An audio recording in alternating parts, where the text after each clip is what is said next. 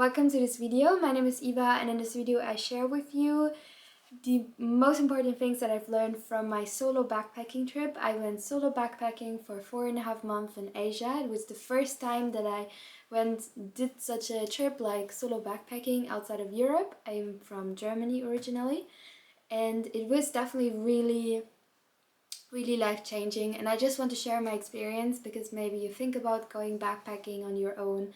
So I just want to share a little bit. I think the first thing that I definitely learned is how to deal with certain situations on my own. So I felt like this backpacking trip was a step towards adulthood and just learning how to manage situations without your family, without your boyfriend, without your girlfriend or something. So just on your own. And I think that's really important for me. I think it's similar when you first move into an apartment by yourself, when you first learn how to live by yourself and be responsible and deal with life on your own. And that's how I felt like this solo backpacking trip was. Because yes, you're in hostels, so you meet many people, but in the end you meet someone and then you meet them maybe for a day, for 2-3 days, and then they move on to another destination, or maybe you move on to another destinations. So in the end it's you and yourself. And or also when you take a flight or when you take a train ride, there's just a lot of hours where you're with your own thoughts, with your own emotions. So I really think that in this process I also learned how to become my own best friend. And in the end, unfortunately, I had to struggle with anxiety attacks, and I felt quite, because I lived abroad before, but I lived in Spain, so there was not that big of a time difference, so I could call my family anytime and maybe, hey mom, I'm dealing with this, or I had my ex-boyfriend who helped me with it. But this time I felt like I didn't have really that support system, and also obviously the people at the hostel, you don't really know them that well, so I just felt like I had to deal with certain things on my own, but it was really difficult when I was going through it, but it felt also really empowering. And I think for me that was the biggest thing that I had to learn, because especially in my past relationship I was really not, I think, just not like an adult yet. I was really still like needing the advice of my family a lot. It was really hard for me to make decisions on my own. It was just, I just haven't made the step yet to be fully, like to rely on myself and to handle a lot of situations on myself. So I think it was hard. I also got really sick, got food poisoning and other sickness and stuff, and you have to deal with that on your own. Like, it's not you have someone who helps you with that. But I think it was difficult in that moment, but in the long run it helped me so much to change my perspective and to finally also, cut the cord maybe with my family. So now if I have to make certain decisions, I still sometimes ask my family, but it's not like I ask my family for them to make a decision for me, or I ask my boyfriend to make a decision for me. I make the decision for myself, and I just if I ask someone, it's just for opinion, to give me an input. But I know that I can make decisions. I know that I can go through difficult times by myself. So that was a really big learning curve. I would love to live alone, not because I would like it. I'm a really social person. I really like to be with people kind of a lot, but I think it's really necessary for me to learn how to deal with my emotions by myself. And yeah, and this solo trip was definitely a challenge, a big challenge for me in that way, because you are on your own. You're a lot of time with your thoughts. So I also not just became my own best friend, my own kind of like parent figure, but also I really had to deal with my negative self-talk. Because for example, when I was living my life and I had negative self-talk, it was always, I had my family, friends, like ex-boyfriend, or someone there who could interject and say, oh no, it's not like that. But when you're solo traveling and you spend so much time with yourself in your head, I felt like I cannot talk so negatively to myself, so I had to be nice to myself and change my beliefs, change my self-talk, and I think that's just something that will benefit me my whole life. So yeah, that's really, really awesome when you do a solo trip. It's just you're forced to deal with yourself, you're forced to deal with your own thoughts, and for some people it's easy. For me it was definitely really hard, but I'm really grateful I did it. The next thing that I've learned is specifically about decision making, because when you're solo traveling, it's your responsibility. When you just maybe have a certain amount of time in a country and then your visa runs out and you need to leave the country, and if you don't make any plans where you go next or what you're gonna do next or which country you go next to, nothing happens. So everything is like kind of based on you, and you have to make all the decisions.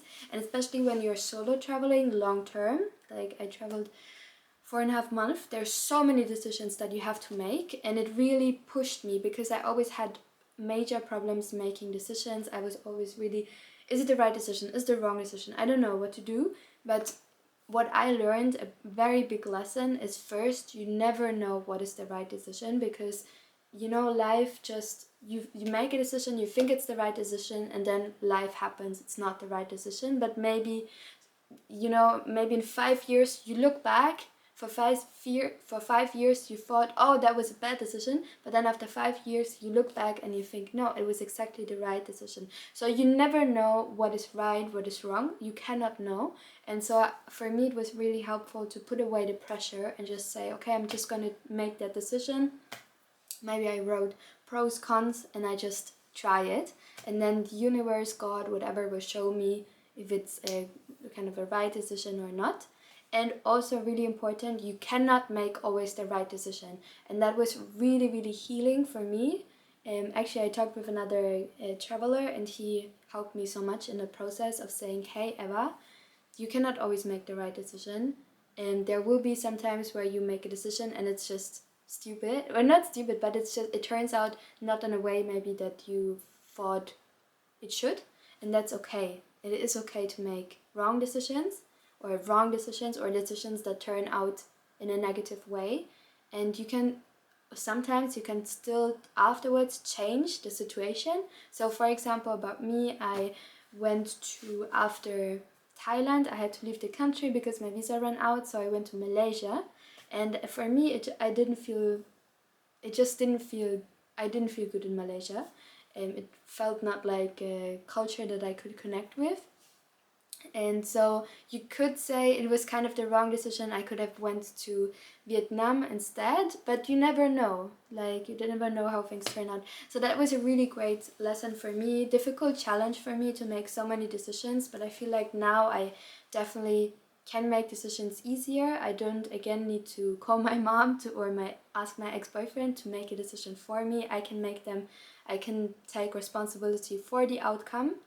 And I just put away the pressure of making always the right decision, and understand that life is just kind of ups and downs, you never know. So I just put away the pressure from myself. I put away the should. I think before this trip I had so many shoulds, like you should do that and you should do that, and in the end it really caused me anxiety attacks, because I was the whole time thinking I should do that, I should do that, I should do that, I should do that. And now I just say, no, like, you do this in this moment, and maybe you should do something, but instead of saying I should, I just say I could do that. And I just change the inner monologue that I have with myself to a more compassionate one, to a more caring one. And that was really great. That's something that I learned from the solo trip. Another thing, of course, that I've learned from this solo trip was just a different understanding of cultures. I was mainly in Thailand. I love Thailand. I think it's an amazing culture. I really could connect in some ways. Like, I never felt at home, felt more like a tourist, but it was really cool to see how a completely different culture, exists. And I think that's the great thing about travel, is that especially when it's long term and when you're solo traveling, you're just learning so many different things, and you can also connect a lot more with the real culture in a way. because maybe if you just go for a 3 weeks trip or a 2 weeks trip, you're mainly staying in the tourist areas and in the hotels and stuff like this. But when you're solo traveling and like really traveling, you can really go deeper into the culture. And yeah, it just gives you a different understanding of different cultures, how different people live. Like for example, I've also learned the beauty standards for women in Asia, and it was just so strange to me. I feel like in Asia women are supposed to, at least that's the impression I had, like to be cute and be super skinny and kind of like just be really like cute, like children.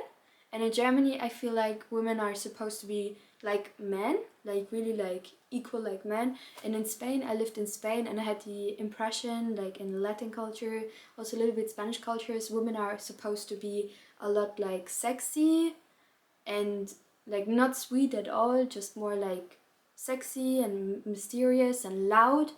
And it's just interesting to see like female beauty standards or how women are supposed to be, and also obviously how men are supposed to be in different cultures, and how weird it is in the end. And it really helped me to see, okay, also what are the beauty standards or how women should is supposed to be in Germany, and then really ask myself, how do I want to show up as a woman? Do I want to fit into that specific cultural pocket of how women should be or is supposed to be, or can I be more flexible and can I say I don't want to be like a child. I'm not a child. I'm 22, so I'm still young, but I'm not a child. I don't want to be like cute. No, I also don't want to be like ultra sexy or like a man. I want to be myself, and I think that's really cool that you learn when you travel long term in very different cultures. You can question, like you can question your own cultural norms and ask yourself, is this cultural norm beneficial for me? Is it not beneficial for me? Like in Asia, I feel like women were supposed to be super skinny, and for example in Germany, I feel like also kind of skinny, but the importance is more on you have to have a job and you have to have like be type A personality. And in Spain, like women are a lot, like supposed to be a little bit more curvy. So it's just don't, like, you can choose how you want to be. You can choose how you want to look. You can choose what you find beautiful, and it does not have to be dictated by society. What is beautiful? What is not beautiful? How you should look like. You can decide that for yourself. So that was a major lesson. Just not let society dictate how you have to be or how you have to live. Another thing is that solo traveling long term was a lot more challenging than I expected. Before this trip, I was very naive. I was just like, oh yeah, I go on the solo trip, everything will work out. I was not really that nervous. I was just, finally I can go. But I learned so much about the world, and also kind of really sad things about this world, and just so many things that were shocking to me. And it was just a lot more challenging than I had expected, to be honest. And I have to say, at this point, if you're struggling with any major trauma, if you're struggling with any mental illness, like you have anorexia or you have depression, I would really, before you do a solo trip that is far away from your hometown, I would go with, like, have a very very very deep conversation with your therapist if that is good for you, because I felt like that, I mean, I don't really have severe trauma, but I definitely have some things I needed to work on. And I felt like all of those things, they hit a lot more because I was so far away from my family, so far away from my home culture. And I also met, for example, a girl who struggled with anorexia, and she had to leave earlier because she had the feeling her anorexia got a lot worse because this step of solo traveling was just too big for her. So, and I think that's something not many people talk about. I always say solo traveling is amazing. Solo traveling is amazing, but it really pushes your boundaries, and it's okay to say I'm not ready. It's really okay. So if you struggle with any mental illness, they're real, so discuss it with your therapy if it's a good idea to go out of your comfort zone that much. Another thing that I've learned is that obviously don't belong in the tropics. I don't belong to Asia. I really belong to Germany and Spain. That's kind of where I feel home. I don't like I'm just not a, you know, a person who could live in the jungle. I felt like in Germany we have this TV show. I don't really watch it, but I know it exists, where like people who never went camping, they have to live 1 month or 1 or 2 weeks in the jungle, and they're like so shocked by everything. And that was me.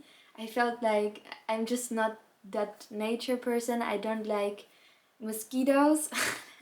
I don't know. I just really like it when it's like really I don't know, like when it's really clean. I don't know. So I'm just not an adventurer. I don't want to go on a 4-day hiking trip. I don't want to climb any big volcanoes. I really just like to dance. Yeah. So I'm not really that much of an adventurer, but I really just like very clean hostels and hopefully hotels in the future. So I just really like it really clean. So I'm not that big of an adventurer, but I think that's also cool. You learn so many things about yourself, like who you are as a person. And I felt for me this is like, it sounds really strange. This sounds really strange, but I think that this solo trip prepared me to be a lot, like to be a mother one day, because you just learn so much about yourself, and you become, I felt like I become a lot more grounded within myself, and a lot more, because you spend just so much time in your head and with yourself. So I just became a lot more grounded within myself, okay within myself, learning about myself. And I think that those qualities, if I have children, hopefully one day, I think that all of those qualities really will help me in motherhood. But that's just pure speculation. Another thing that I've learned is I don't want to be a digital nomad. Before this solo trip, I was thinking, oh, I want to live in so many different countries, and I don't want to do that anymore. I feel like, especially like being a digital nomad and changing locations so often, it's not for me. I really like to have stability, to have to live maybe in Spain for a couple of months, but have one apartment in Spain, and then if I go traveling, to not put the expectation of work onto my travel, because it's just, I felt so overwhelmed so many times. And I think if I had a 40-hour work week, like a full-time job, it would just be so stressful to me. So I don't think that digital nomad is for me. I feel like I like to be grounded. I like to live in one country for some time before I go to another country. And I would love to settle down. Sounds really strange, but I would love to just live in one place for a year, because I felt also it was really difficult to yeah, it's just so difficult to find a boyfriend, because you're always, or to date, because you're always changing location. So I would love to just settle down in one place, and just stay there and have kind of a stable life. That's what I'm craving. And yeah, and these were kind of the major things that I've learned, but there's so many small little things. I went to a meditation retreat, lived with monks, and learned about Buddhism. So there's just a lot of smaller things that I've learned. But yeah, I think those were the big ones, and I really hope that you enjoyed this video. If you enjoyed this video, please give it a thumbs up and subscribe to my channel. I have a lot more advice and a lot more videos that are coming. I'm really excited for that. I have also all of my ebooks 40% off with the code LOVE. And yeah, I'm just really excited for you to stick with me and to like be on this journey with me. I'm figuring out life, and it's just a really interesting journey with ups and downs, but I'm really just interested in sharing them with you. So do you have also ever made a solo trip? Was it life-changing? Was it great? Was it not great? Why not? Would you do a solo trip? If yes, where would you do that solo trip? And that's basically it. I really hope you have a wonderful day, and see you in my next video. Bye bye.